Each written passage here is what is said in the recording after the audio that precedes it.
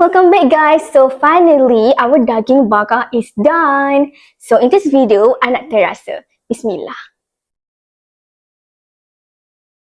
Oh my god, daging ni liat sangat.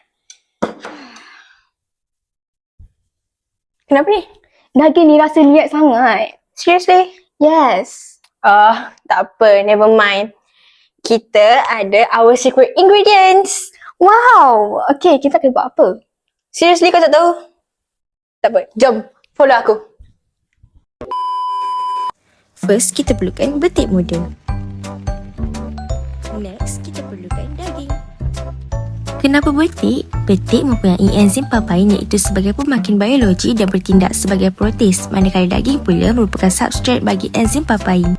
Next, kita masukkan daging dan betik muda di dalam air. Rendam dan biarkan sekurang-kurangnya 15 minit.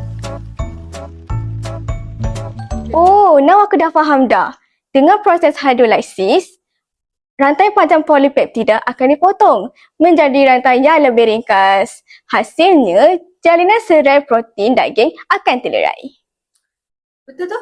Dan daripada sinilah daging akan jadi lagi lembut, empuk and tak liat. So sekarang kau dah realise kan? Yes, dah realise dah. Wait.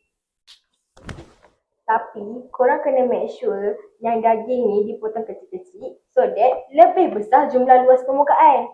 Jadi kadar tindak balas hidrolisis dapat dilakukan dengan lebih efisien. Dan daripada itu, korang juga kena make sure daging ni berada pada suhu optimum iaitu 37 darjah Celsius supaya enzim tidak terlihat asli.